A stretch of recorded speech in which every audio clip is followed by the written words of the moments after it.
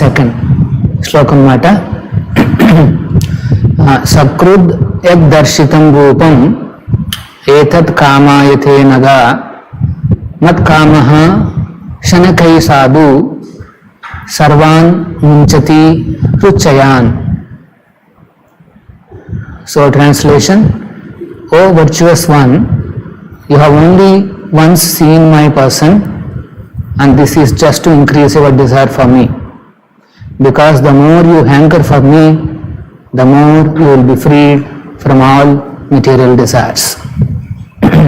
So Srila Prabhupada ki jai. So ఇక్కడ last శ్లోకంలో మనం చూసాం, దాసీపుత్రుడుగా ఉన్న నారదముని వారికి భగవంతుడి దర్శనం లభించింది. కానీ వెంటనే కొంతసేపు తర్వాత మాయమైపోతాడు. ఆ శని శ్రీహరి ఎంత త్వరగా అపియర్ అయ్యారో అంత త్వరగానే మళ్ళీ డిసపియర్. సో వెంటనే నారదముని చాలా బాధపడతాడు. ఆందోళనగా మరలా భగవంతుని వెతుకుతూ ఉంటాడనమాట ఆ హృదయంలో. అయినప్పటికీ కూడా మళ్ళీ కనిపించడు. కానీ గోచరించకుండానే ఆ భగవంతుడు చెప్పిన వాక్యాన్ని వినగలుగుతాడు. సో లాస్ట్ శ్లోకంలో చూసాం, భగవంతుడు చాలా క్లియర్గా చెప్తున్నాడు, ఓ నారదముని, మళ్ళీ ఈ జన్మలో నువ్వు నన్ను చూడలేవు.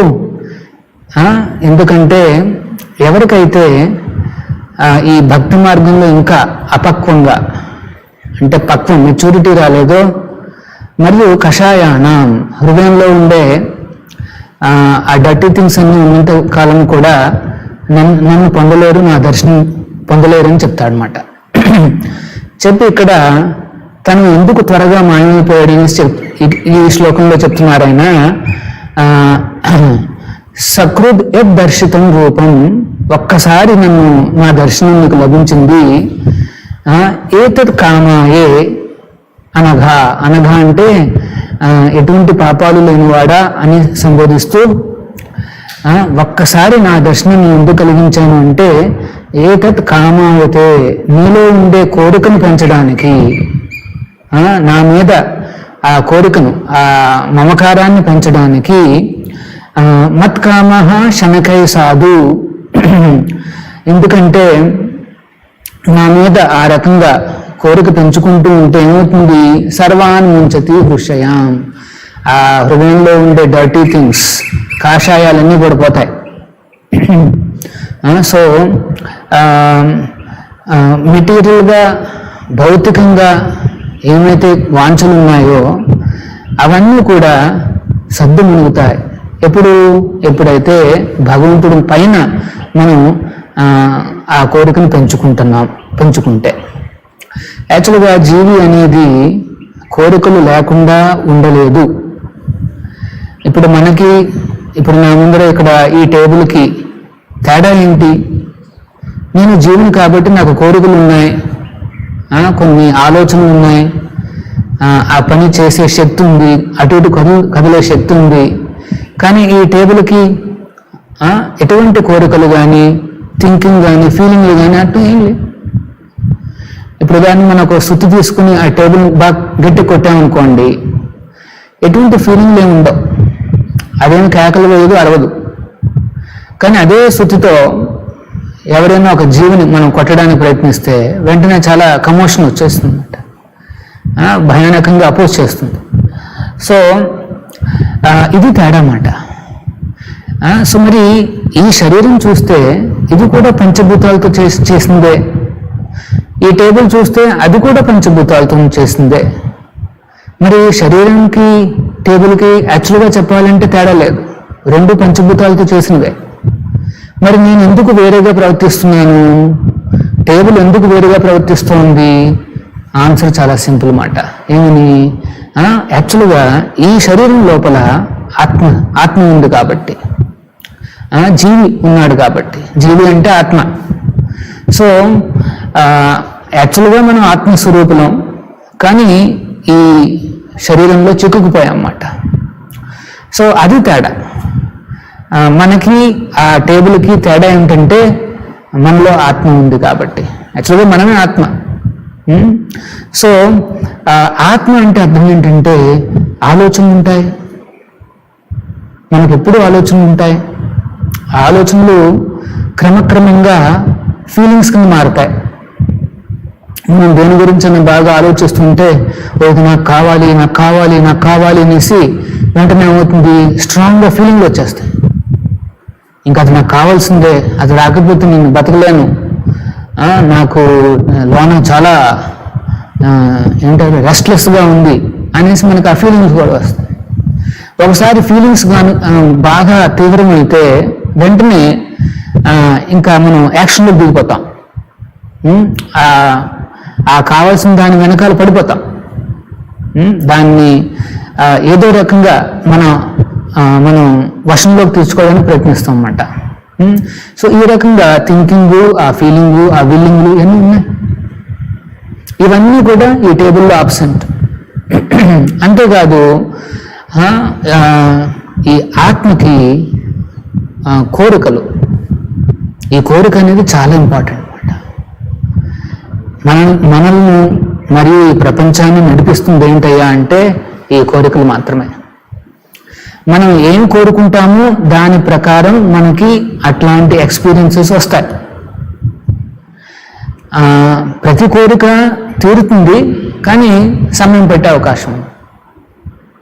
ఇప్పుడు అంటే నేను కామన్గా ఎగ్జాంపుల్ చెప్తుంటాను. చాలామంది ప్రైమ్ మినిస్టర్ కావాలని కోరుకుంటారు. మొత్తం పొలిటీషియన్స్ అందరూ కూడా ఆ రకంగా అనుకుంటుంటారు. అట్లీస్ట్ చీఫ్ మినిస్టర్ అన్న కావాలనేసి అనుకుంటుంటారు. మనసులో ఉంటుంది ఆ కోరిక. సో అవన్నీ తీరే అవకాశాలు ఉన్నాయి, కానీ సమయం పట్టచ్చు. ఈ జన్మలోనూ నెక్స్ట్ జన్మలోనూ సమయం పట్టచ్చు. పరమాత్ముడు, ఆ భగవంతుడు అందరి కోరికలు తీరుస్తాడు, కానీ ఎప్పుడు అనేది మాత్రమే ప్రశ్న. సో తేడా అదన్నమాట. మనం కోరుకునే శక్తి ఉంది మనకి.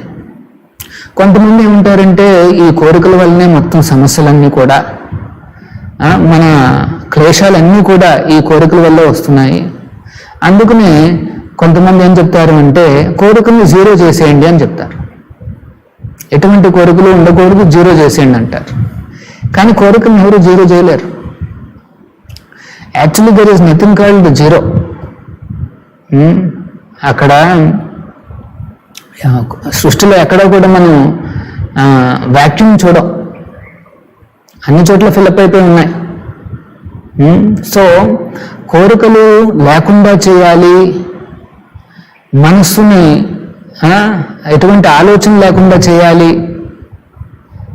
యాక్టివిటీ లేకుండా చేయాలి. ఇవన్నీ కూడా తెలియక శాస్త్రం కానీ లేకపోతే మన స్వభావం కానీ తెలియక చెప్పిన విషయాలన్నమాట. కోరికలని మనం జీరో చేయలేం. కొంతమంది ఏం చెప్తారు అంటే మనలో ఉన్న ఈగోని జీరో చేయాలంటారు. ఈగోని కూడా జీరో చేయలేం.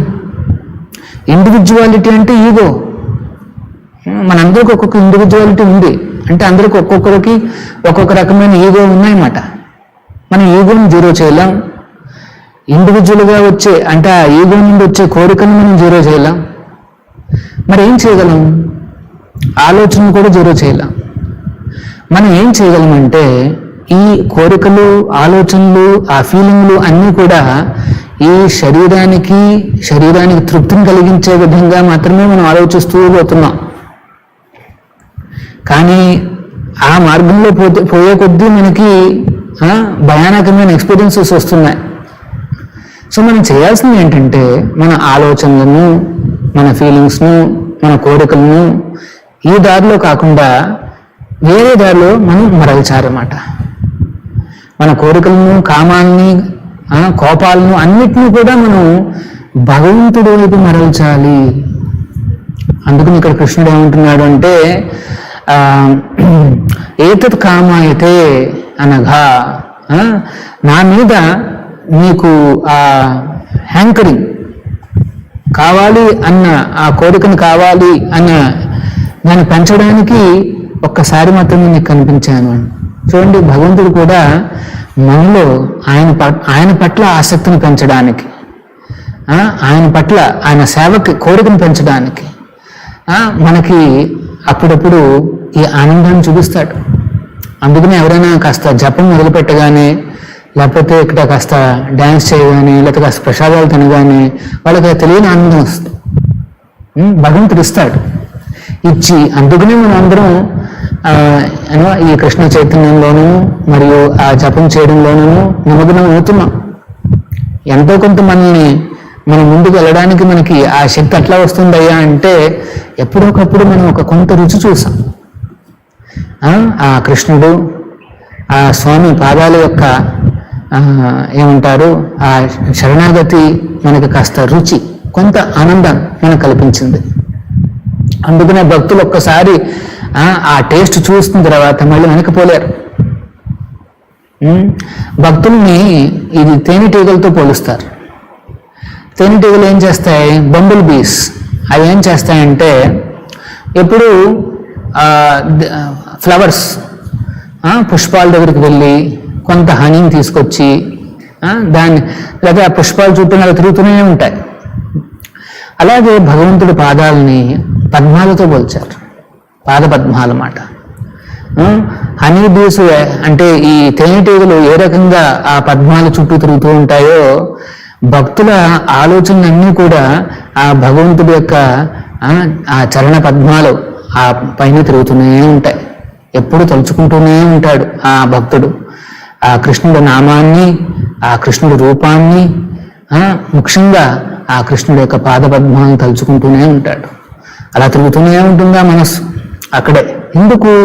కొంత తేనె లభిస్తోంది మనస్సులో, ఏదో ఆ తేనె ఆ రుచి లభిస్తోంది కాబట్టి మర్చిపోలేడు. ఇది భగవంతుడి యొక్క కృప. యాక్చువల్గా నారదునికి కనిపించాలని ఏమీ రూల్ లేదు. ఆ దాసీపుత్రుడిగా ఉన్న ఆ చిన్నపిల్లవాడికి దర్శనం ఇవ్వాలనేసి ఎటువంటి ప్రెషరు లేదు భగవంతుడి మీద. Is all independent, self sufficient, స్వతంత్రుడు. అయినప్పటికీ కూడా మనకి మనలో ఉన్న ఆ కోరికను పెంచడానికి, భగవంతుడి పైన ఆ మమకారాన్ని పెంచడానికి ఆ భగవంతుడే మనకి కొంత ఏమంటారు ఆ భక్తి రసాన్ని, భక్తి రసామృత సింధుని, ఒక బిందువుని మనకిస్తాడు. సో ఇక్కడ కూడా నారదుని వారికి ఇంకా భగవంతుడి రూపం చూడగానే మర్చిపోలేకపోతున్నాడు. లోన ఇంటెన్స్గా మళ్ళీ చూడాలి, మళ్ళీ చూడాలి. అది మాట కృష్ణుడి యొక్క రూపము, నామము. అందుకనే భక్తులందరూ అప్పుడప్పుడు కొంతమంది ఆశ్చర్యపోతారు, ఏంటంటే మీరు ఇవన్నీ వదిలిపెట్టేశారు, ఎట్లాగా సాధ్యం అనేసి. ప్రభుపాదుల వారు అమెరికాకు వెళ్ళినప్పుడు మా గురువుగారు, సో ఆయన వేలాది మంది ఈ అమెరికన్ యువతులను ఈ మూమెంట్కి ఆకర్షించారు.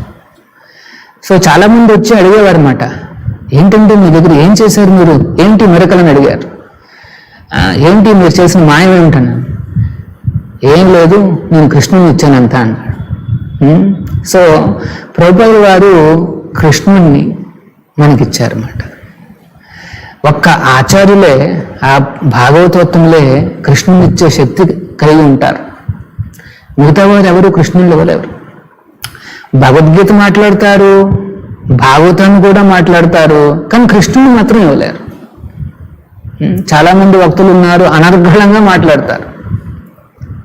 సో అంత చక్కగా వినసొంపుగా అనర్గళంగా దీర్ఘంగా వాళ్ళు చక్కగా మాట్లాడతారు, కానీ కృష్ణుని మాత్రం ఇవ్వలేరు.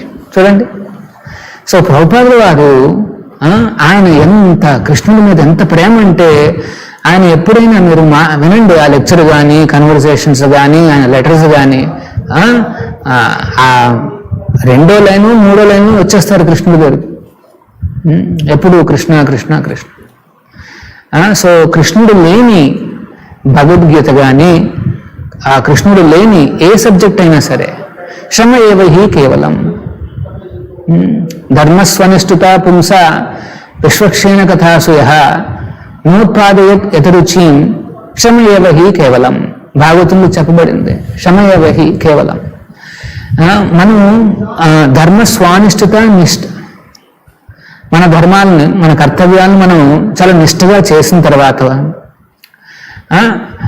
భగవంతుడి యొక్క కథారుచి, ఆయన లీలని కానీ రూపాన్ని కానీ అది చెప్తున్నప్పుడు మనకు రుచి లేదనుకోండి, ఆ రుచి రావట్లేదు అనుకోండి, మనం చేసిన కర్తవ్యాల వల్ల అట్లాంటి రుచి రాలేదనుకోండి, దెన్ శ్రమయేవహి కేవలం, ఇంకా అదంతా శ్రమ. చూడండి శాస్త్రం చెప్తాం.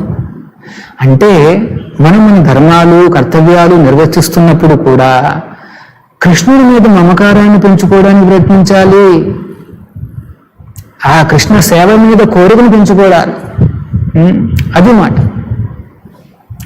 మనలో అప్పుడప్పుడు చాలా మంది అడుగుతుంటారు, మాలో ఇలాగా కామ క్రోధ లోభాలు ఉన్నాయి, ఏం చేయాలి అని. వాటిని మనం భగవంతుడు సేవపైకి మరల్చాలి. అది మాట. ఆయన కోరుకోవాలి మనం. సో ఎప్పుడైతే కృష్ణుని ఎక్కువగా కోరుకుంటామో వెంటనే మనలో ఉన్న ఏమంటారు భౌతికంగా ఉండే లెమెంటేషను, హ్యాంకరింగ్, ఈ రెండు తగ్గిపోతాయి.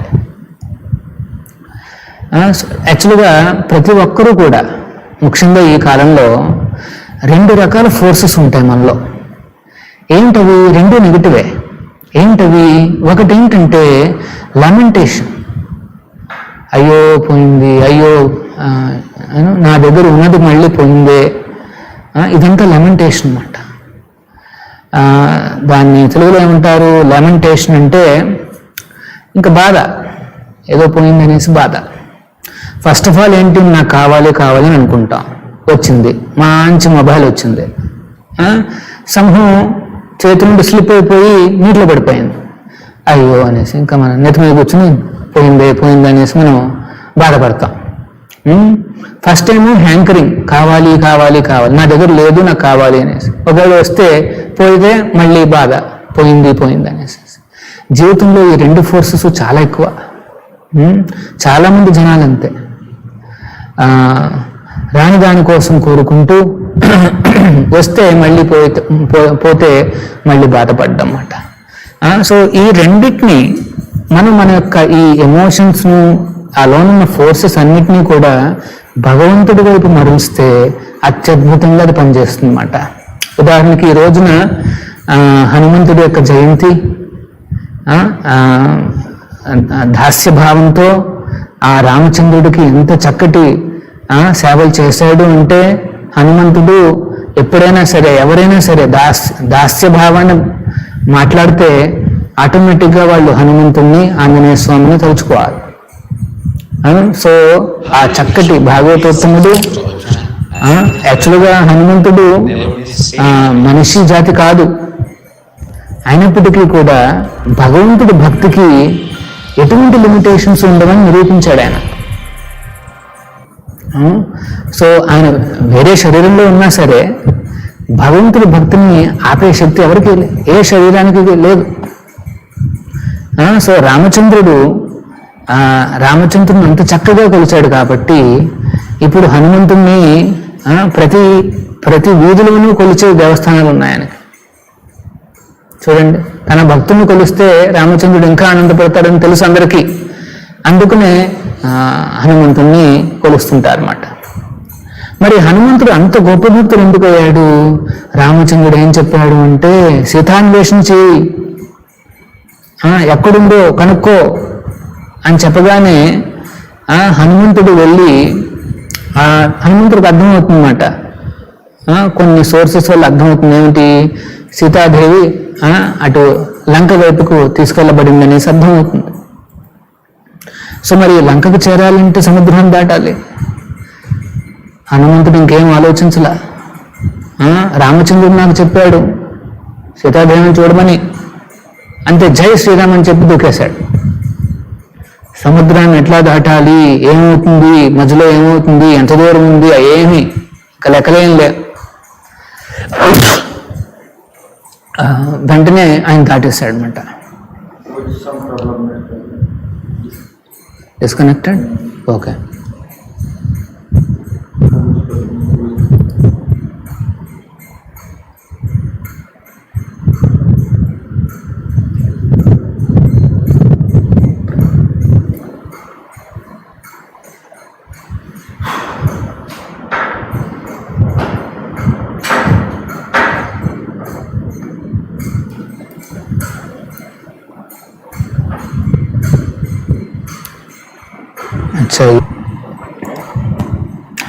సో హనుమంతుడు మరి అంత పరమభక్తుడు ఏ రకంగా అయ్యారు? ఎందుకంటే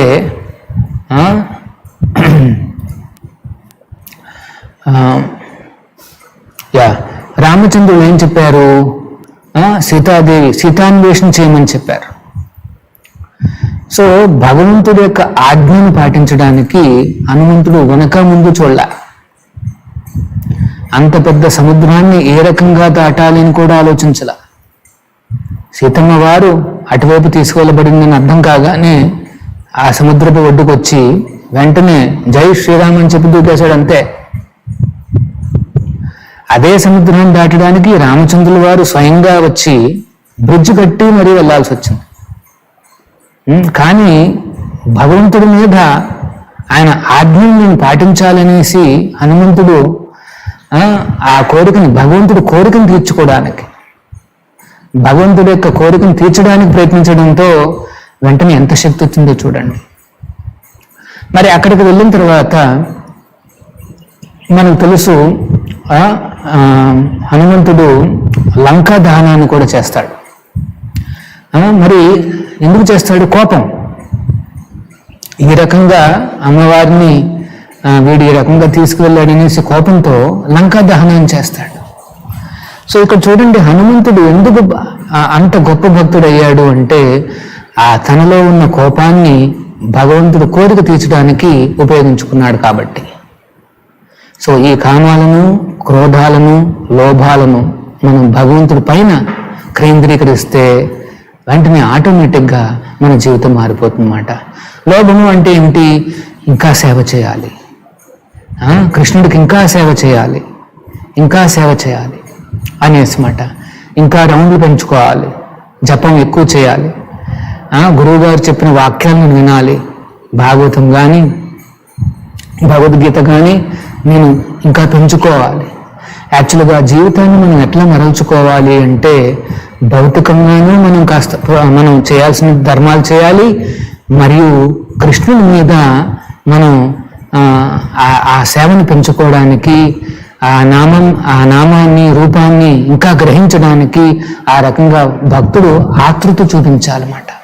అందుకనే భాగవతం ఏం చెప్పినట్టుగా అంటే నేను శ్లోకాన్ని చెప్పాను కదా, మన కర్తవ్యాలను చాలా నిష్ఠగా చేసి ఉండొచ్చు, కానీ వాటి వలన మనకి కృష్ణుడికి చేరే మార్గం దూరం అయిపోతూ ఉంటే శ్రమ ఏవహి కేవలం, అది కంప్లీట్గా శ్రమ మాత్రమే.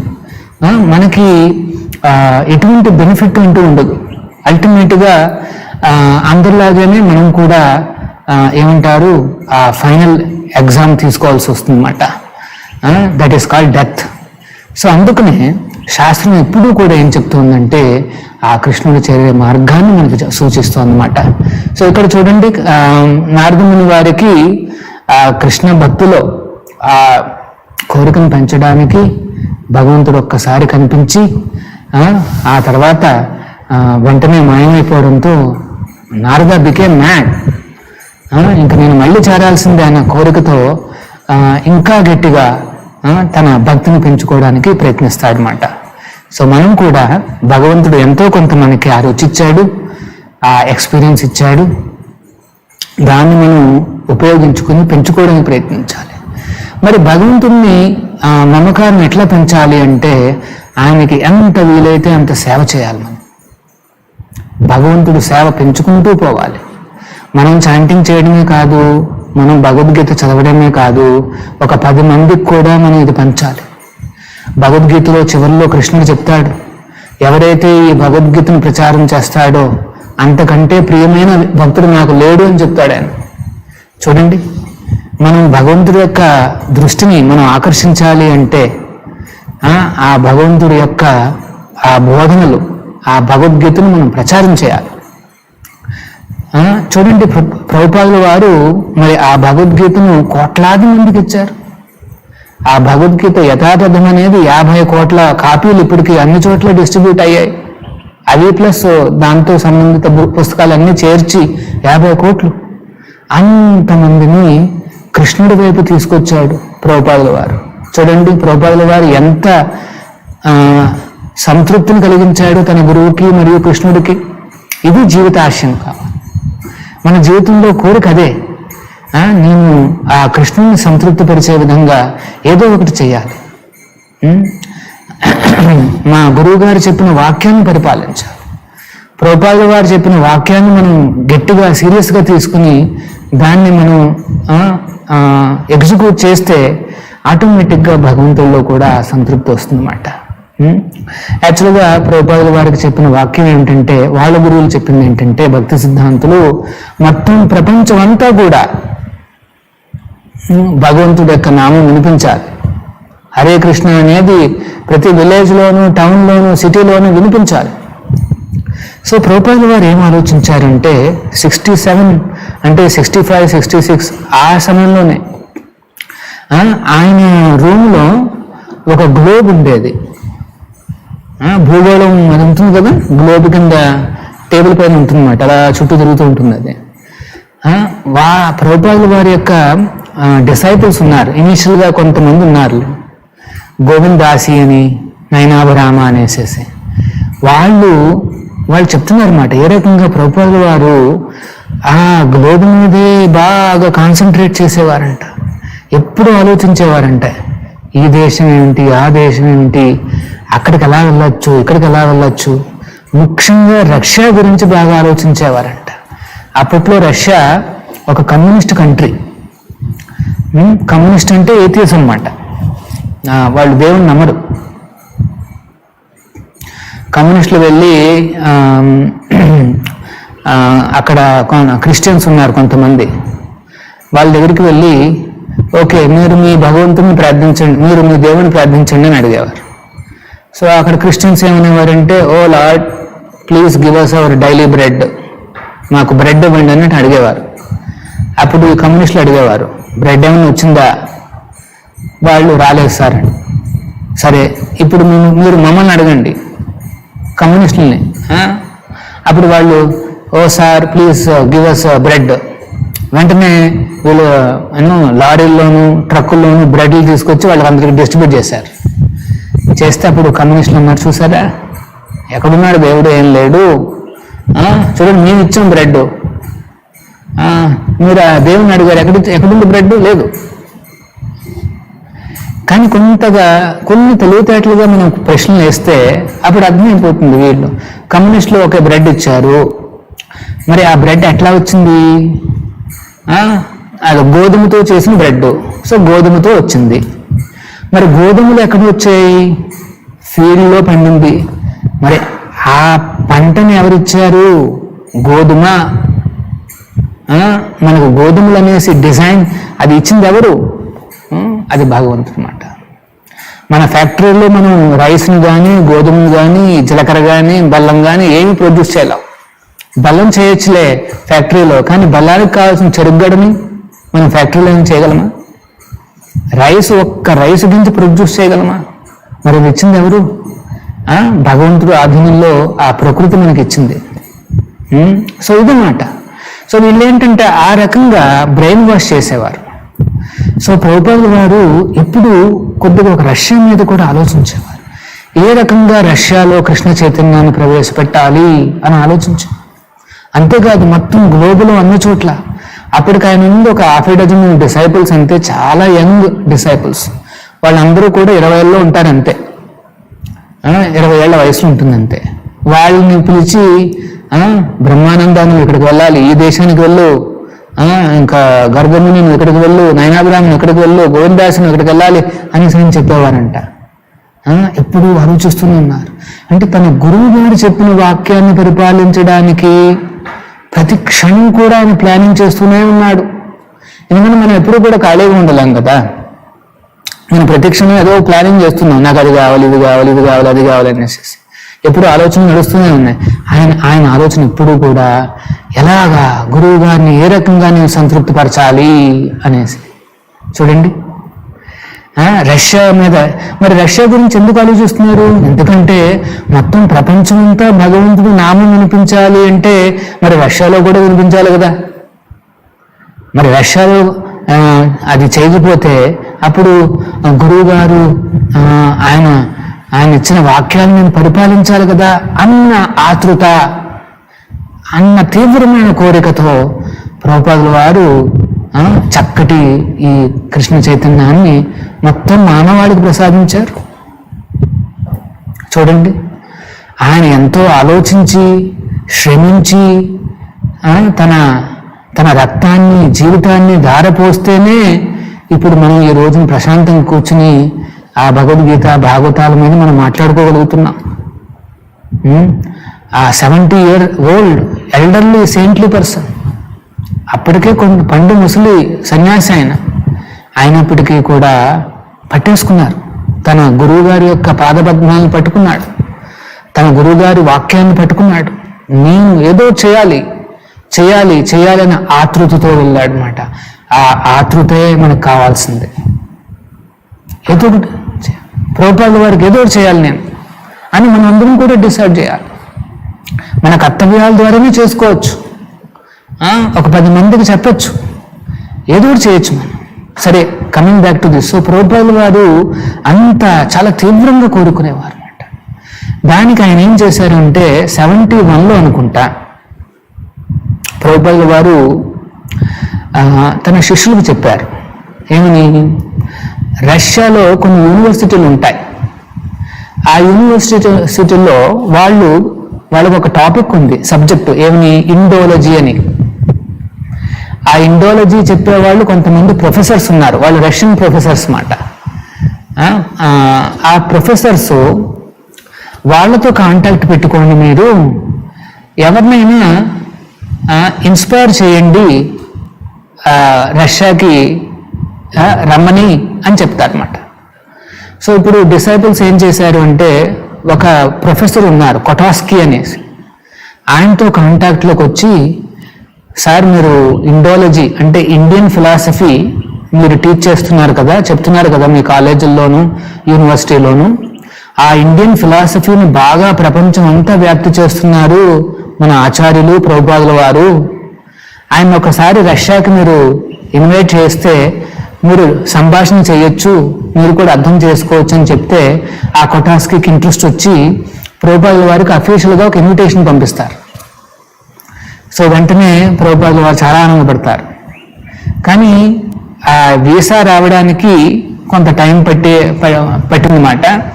జూన్లోనే అట్లాగా ప్రభుపాదుల వారు ఇంకొక 2 అసిస్టెంట్స్ ఉంటారు, శ్యామసుందర తర్వాత అరవింద అనేసి, వాళ్ళిద్దరూ ప్రభుపాదుల వారి యొక్క శిష్యులు మాట. ఆ ముగ్గురు కలిసి టూరిస్ట్ వీసా కోసం అప్లై చేస్తే బొంబాయిలో చేస్తారు, వాళ్ళకి వెంటనే వస్తుంది. ఆ టూరిస్ట్ వీసా తీసుకుని ప్రభుపాదుల వారు చాలా ఆనందపడతారు అనమాట. అట్లీస్ట్ రష్యాలోకి వెళ్ళి అక్కడ చూడాలి ఏమవుతుందో అనేసి. మీకు ఆ 60s 70s మీకు గుర్తుంటే, ఆ కాలంలో రష్యా అంటే అది రష్యాకి అమెరికాకి మధ్యన కోల్డ్ వార్. ఎప్పుడు వాళ్ళు ఒకళ్ళొకళ్ళు మిమ్మల్ని పెళ్చేస్తాం అనేసి వాళ్ళు వాగ్వాదాలు చేసుకునేవారు అన్నమాట. అట్లాంటి పరిస్థితి అది, కోల్డ్ వార్ అంటారన్నమాట. అంటే నిజమైన వారు కాదు, కానీ కోల్డ్గా ఉంది, అంటే మాటల ద్వారా వారు నడుస్తుంది అన్నమాట. ఇద్దరి మధ్యన చాలా భయానకమైన కాంపిటీషన్లు మరియు అగాధాలు ఉన్నాయన్నమాట. సో మరి ప్రభుపాదుల వారు తెలుసు, ఆ కాలంలో రష్యాలోకి వెళ్ళడం అంటేనే చాలా డేంజరస్. పూర్తిగా కమ్యూనిస్టు, ఇట్లాంటివి ఎటువంటివి పర్మిట్ చేయరు వాళ్ళు. అంతేకాదు రష్యా నుండి ఎవరూ కూడా బయటకు వెళ్ళలేరు, ముఖ్యంగా వెస్ట్రన్ కంట్రీస్కి వెళ్ళలేరు వాళ్ళు. తర్వాత బయట నుండి ఎవరైనా వస్తే వాళ్ళ మీద నిఘా వేసేవారు అన్నమాట. కేజీబీ అనేసి ఒక సంస్థ ఉంది, మనకి సిబిఐ అన్నట్టుగా కేజీబీ, అమెరికాలో సిఐఏ, అట్లా కొన్ని సంస్థలు ఉన్నాయన్నమాట, గూఢచారి విభాగం అన్నమాట అది. సో ప్రభుపాదుల వారు ఎయిర్పోర్ట్కి వచ్చారు, వాళ్ళిద్దరు శిష్యులు కూడా ఉన్నారు. ప్రభుపాదుల వారి సూట్ కేసు ఉంది, అది అక్కడ ఎయిర్పోర్ట్లో కొంతమంది వెరిఫై చేస్తుంటారు కదా సూట్ కేసుల్ని. వాడేమో తీసి ప్రభుపాదుల వారి సూట్ కేసు ఓపెన్ చేసి చూస్తే లోన ఒక పుస్తకం ఉంది. ఏంటా పుస్తకం అని తీసుకుని చూశాడు. దాని మీద భగవద్గీత అని రాస్తుందన్నమాట. రాస్తుంటే ఏంటిది, ఏదో తేడాగా ఉందని చెప్పి వాడు పోలీసు వాళ్ళని పిలిచాడు. సో రష్యన్ పోలీసు వాళ్ళు వచ్చి హుటాహుటిన ఆ సూట్ కేసులో ఉన్న ఆ వస్తువులన్నీ చూసి భగవద్గీతను చూస్తారన్నమాట. వాడు అటు ఇటు తిప్పుతాడు. వాడికి ఎందుకు ఆ చూసిన పోలీసు వాడికి అర్థం కాదు ఇదేంటనేసి. వెంటనే సరే అనేసి చెప్పి సరే వెళ్ళిపోండి సరే అని చెప్పేసి పంపించేస్తారన్నమాట. That is the actually it's the mercy of Krishna, భగవంతుడి యొక్క అనుగ్రహం. ఎందుకంటే అట్లాంటి కంట్రీలో ఎప్పుడు ఏం జరుగుతుందో ఎవరు చెప్పలేరు. సరే ప్రభుపాదుల వారు వెళ్తారు లోనికి, ఫస్ట్ టైం చూస్తారన్నమాట రష్యా అలా ఉందనేసి. దాన్ని ఐరన్ కర్టన్ అంటారన్నమాట. ఎవరు కూడా రష్యా లోపల ఏం జరుగుతుందో అర్థం కాదు, ఐరన్ కర్టన్ ఆ రోజుల్లో. సో ప్రభుపాదుల వారు అట్లా వెళ్ళినప్పుడు అక్కడ హోటల్ నేషనల్ అనేసి ఒక హోటల్లో ఆయన బస చేస్తారు. అది చాలా ఖరీదైన హోటలు, కానీ రూమ్స్ మాత్రం చిన్న చిన్న అగ్గిపెట్టెలాగా ఉండి అసలు ఇంకా మంచం తర్వాత 2 చైర్లు కూడా వేసుకోవడానికి లేదు, అంత భయానకంగా ఉంది ఆ హోటల్. అది that is the top most అంట. అంతేకాదు ప్రజలందరూ కూడా చాలామంది వాక్ చేస్తూనే ఉన్నారు, పెద్ద ట్యాక్సీలు కనిపించట్లేదు. ప్రజలందరూ కూడా మరోజుగా ఏదో కోల్పోయినట్టుగా కాళ్ళు ఈడ్చుకుంటూ అటు ఇటు తిరుగుతున్నారు. ఎవరికి కూడా ఫ్రీడమ్ లేదు, ఆ దేవుణ్ణి కొలిచే భగవంతుని కొలిచే మార్గమే లేదు. వాళ్ళందరికీ కూడా ఇదే ఈ కమ్యూనిస్ట్ ఫిలాసఫీ బాగా నూరి పోసి దేవుడు లేడు అని చెప్పేసి వాళ్ళకి పాపం ఆ రకంగా చేయడంతో ఎప్పుడు కూడా అందరూ భయంగా క్లేశాలతో బాధలు పడుతూ ఆందోళనగా ఉండేవారు అన్నమాట. సో ప్రభుపాదులు ఇదంతా గమనించారు. వెళ్ళిన తర్వాత తన శిష్యుడు శ్యామసుందరు చెప్తాడు, నాయన వెళ్ళి ఏమన్నా పళ్ళు కాస్త వెజిటబుల్స్ రైస్ ఉంటే తీసుకుందా అంటే శ్యామసుందర వెళ్ళి తిరిగినా ఏమీ కనిపించలేదు అక్కడ. పళ్ళు లేవు, రైస్ లేదు, వెజిటబుల్స్ అనేవి లేవు. ఒక 6 గంటల పాటు తిరిగి ఫైనల్గా కొన్ని స్ట్రాబెర్రీ ఫ్రూట్స్ తీసుకొస్తాడు. ఆ రోజు అది పూజ చేసుకుని మళ్ళీ నెక్స్ట్ రోజు వెళ్తాడు ఆయన.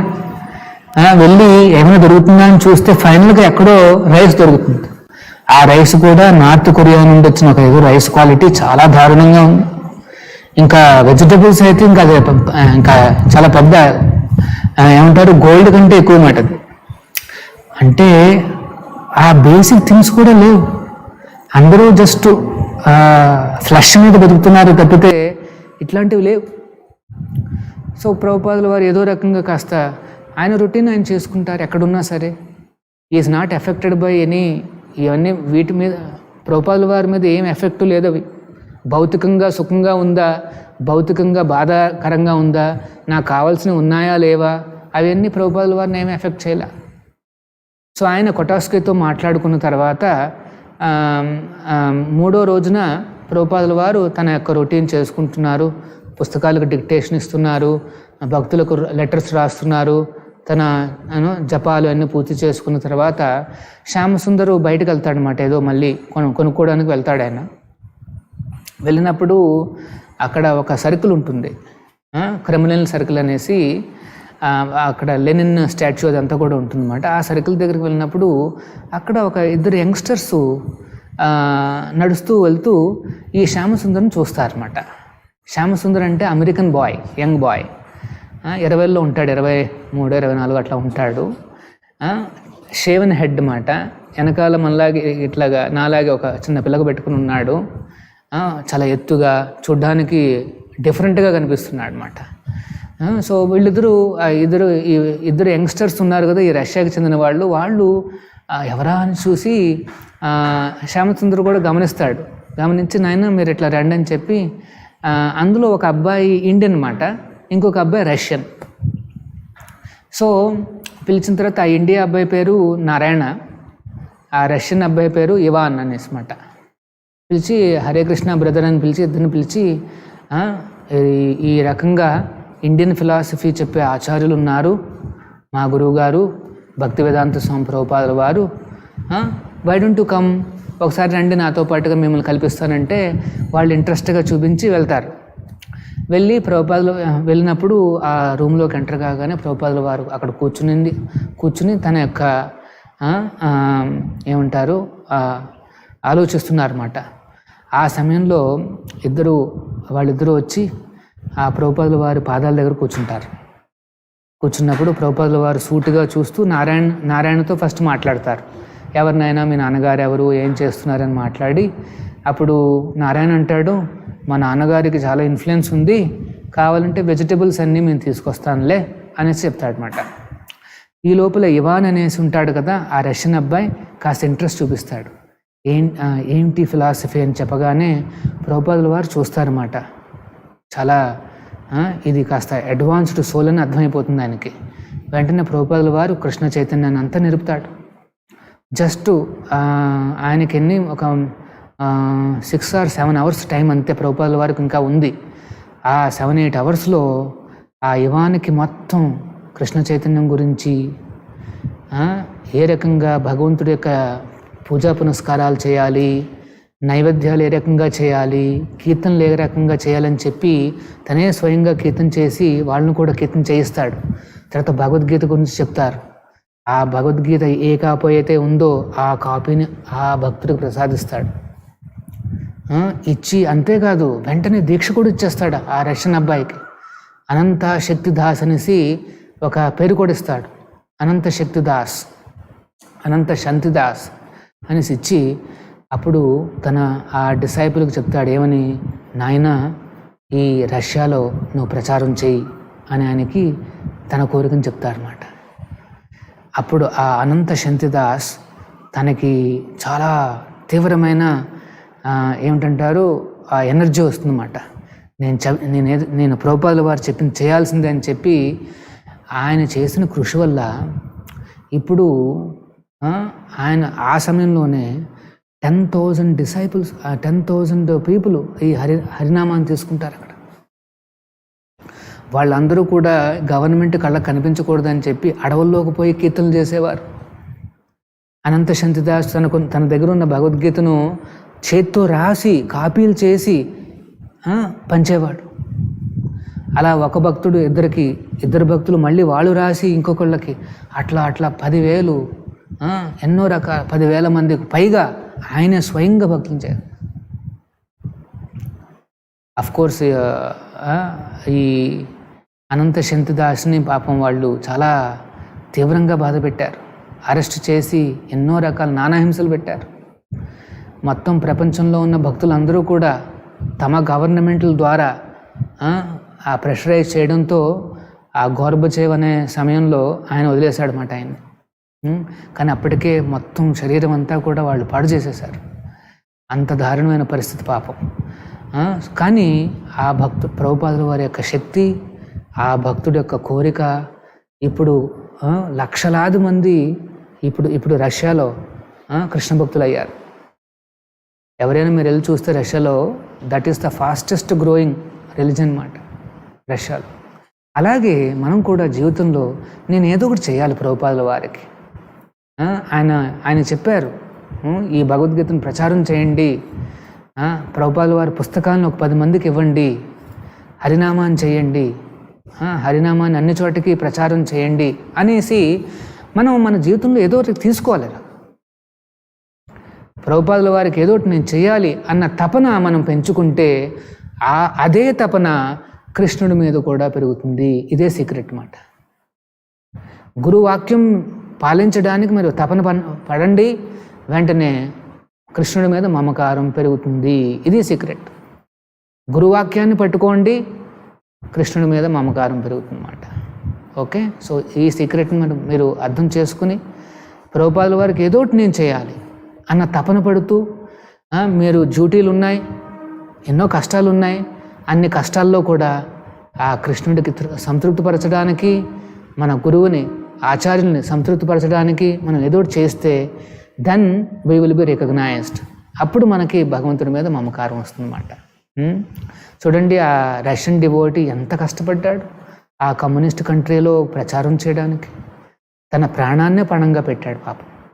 మనకు అంత సిచ్యువేషన్ లేదు, ఇంకా మనం ఈ ధార్మిక దేశంలో ఉన్నాం, ఇప్పటికీ ఇంకా సనాతన ధర్మం బతికే ఉంది, మనకు అంత కష్టాలు ఏముండవు. కానీ మన జీవితంలో కొన్ని కష్టాలు ఉండొచ్చు, వాటిని మనం తట్టుకుంటూ ఏదో ఒకటి నేను చేయాలి, ప్రభుపాదుల వారికి నేను ఏదో ఒకటి చేయాలన్న కోరికతో ఎవరైతే ముందుకు వస్తారో ఖచ్చితంగా కృష్ణుడి యొక్క కటాక్షం వాళ్ళకి లభిస్తుందన్నమాట. ఇది సీక్రెట్. హరే కృష్ణ. కొన్ని ప్రశ్నలు చూద్దాం మనం.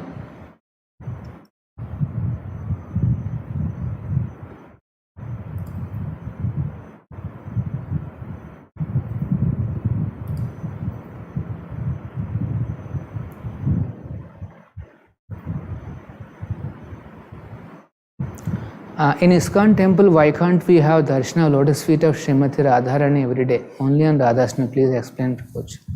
యాక్చువల్గా Shrimati Radharani she is the most chaste woman, పతివ్రతల్లోనే ఆది, షీఈస్ ద నెంబర్ 1. అందుకనే పాదాలు కూడా ఎవరూ చూడలేరు, పరులు ఎవరూ చూడలేరు అన్నమాట. అందుకనే మేము ఆ దర్శనాన్ని, అమ్మవారి దర్శనం జస్ట్ ఆమె హస్తం, ఆమె యొక్క ముఖపద్మాన్ని మాత్రమే మనం చూడవచ్చు.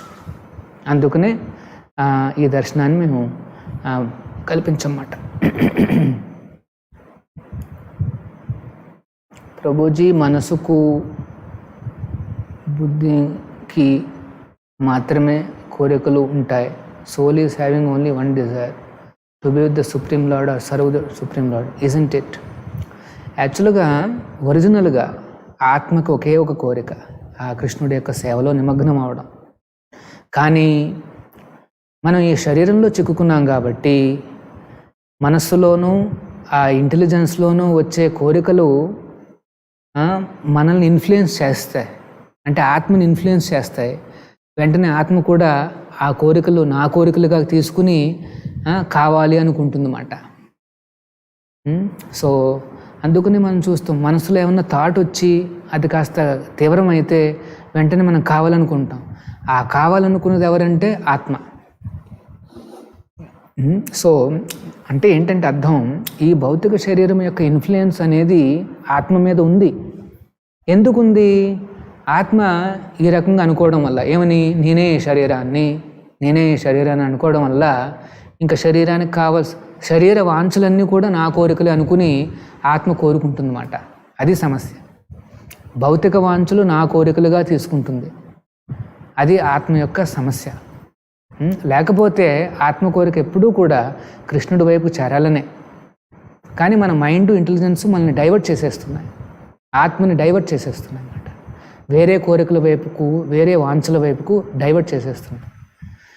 సో ఎప్పుడైతే ఆత్మ శక్తివంతం అవుతుందో భగవంతుడి యొక్క సాంగత్యంలో, అంటే ఆ భగవంతుడు హరినామ జపాన్ని మనం చేస్తే, ఈ హరే కృష్ణ జపాన్ని మనం కానీ చేస్తే ప్రతిరోజు మనం ఆ భగవంతుడు, ఆ శబ్ద రూపంలో ఉన్న ఆ భగవంతుడు సాంగత్యంతో మనకు కూడా ఆత్మశక్తి వచ్చి అప్పుడు మిగతా వాంఛల వైపుకు మనం వెళ్ళం, భగవంతుడి వైపుకే వస్తామన్నమాట.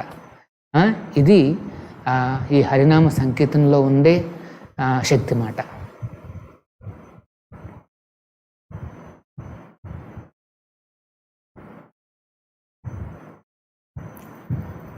ముక్కోటి దేవతలు గోవులో నివసిస్తాయి అంటారు కదా, reason behind this explain Prabhuji. యాక్చువల్గా ఆవు శరీరంలో ఈ ముక్కోటి దేవతలు ఉన్నాయి. యాక్చువల్గా ముక్కోటి దేవతలు అనేవారు ఈ మొత్తం విశ్వాన్ని అంతటినీ కూడా వాళ్ళు కంట్రోల్ చేస్తున్నారు.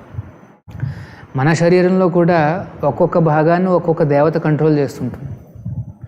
ఉదాహరణకి మనకు రెప్పలు ఉన్నాయి చూడండి, ఆ రెప్పలను కూడా అటు ఇటు కలిచేది ఎవరో ఒక దేవుడు, ఒక దేవత కంట్రోల్, ఈ ముక్కోటి దేవతలు ఒకళ్ళు కంట్రోల్ చేస్తుంటారు. సో మొత్తం యూనివర్స్ని మేనేజ్ చేయడానికే ఉన్నారు ఈ ముక్కోటి దేవతలు. వాళ్ళు కూడా ఆవులో ఉన్న ప్రతి భాగాన్ని వాళ్ళు కంట్రోల్ చేయడమే కాకుండా, మరి ఆవు ఎంత పవిత్రం అంటే వాళ్ళు అందులో కూడా నివసిస్తుంటారు, అది మాట. అందుకనే మన శరీరంలో కూడా ఒక రకంగా చెప్పాలంటే వాళ్ళ యొక్క ఇన్ఫ్లుయెన్స్ ఉంది, ముక్కోటి దేవతలు. ఆ రకంగా చెప్పాలంటే వాళ్ళు ఉన్నారు. కానీ ఆవులో వాళ్ళు దే డిసైడెడ్ టు లివ్, అది మాట. సో ఆవుని మనం ఒకసారి ప్రదక్షిణ చేస్తే ఇంకా ముక్కోటి దేవతల యొక్క ప్రదక్షిణ చేసినట్టే లెక్కమాట. మరి ఆ ఆవుకు అంత ఇంపార్టెన్స్ ఎందుకు వచ్చిందంటే, ఎందుకంటే కృష్ణుడికి ప్రీతి కలిగించేది కాబట్టి, కృష్ణుడికి ప్రీతి కలిగించేది. సో ఏ ఆవు అయితే కృష్ణ సేవలో ఉంటుందో ఆ ఆవు చాలా ఔన్నత్యమైనదన్నమాట. అందుకనే దేవస్థానంలో ఉండే ఆవులు చాలా స్పెషల్. ఎందుకంటే ఆ మిలుకునే మేము స్వామివారికి అభిషేకాలకు మిగతా వాటన్నిటికీ కూడా వాడతాం అన్నమాట. మీరు ఏ వైష్ణవ దేవస్థానం చూడండి, ఆవులు ఖచ్చితంగా ఉంటాయి. సో అది మాట ఈ గోమాత యొక్క ప్రత్యేకత.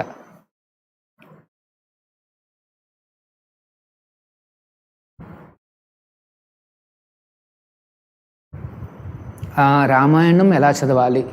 యాక్చువల్గా ఆథరైజ్డ్ రామాయణం ఏమిటంటే వాల్మీకి రాసిన వాల్మీకి రామాయణం అన్నమాట. కానీ అది సంస్కృతంలో ఉంది కాబట్టి మనకు అర్థం కాదు. అందుకనే మా ఇస్కాన్లో కూడా కొంతమంది భక్తులు ఈ రామాయణాన్ని రాశారు, మీరు తీసుకుని చదువుకోవచ్చు. శ్రీమద్ భాగవతంలో కూడా చాలా కన్సైజ్గా రామాయణాన్ని అంటే రాముల వారి యొక్క చరిత్రను చెప్పబడింది. 9th క్యాంటోలో ఒక 2 చాప్టర్లో చెప్పబడింది అన్నమాట.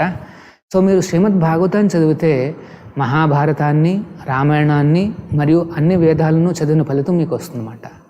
అన్ని విషయాలు ఉంటాయి ఇందులో ఈ శ్రీమద్ భాగవతం. ఈ భాగవతాన్ని ప్రభుపాదుల వారే స్వయంగా ఇంగ్లీష్లో రాశారు. సో మీరు ఇంగ్లీష్ తెలిస్తే చక్కగా ఈ భాగవతాన్ని చదవండి. మీకు మీరు ఏ శాస్త్రాలు చదవాలన్నా సరే అవన్నీ కూడా ఇంక్లూడెడ్ ఆల్రెడీ అందులో ఉన్నాయన్నమాట.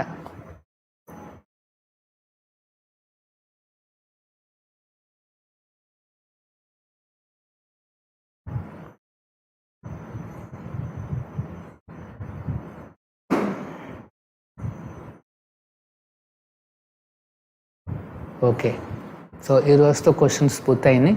మళ్ళీ మనం రేపు కలుద్దాం. హరే కృష్ణ.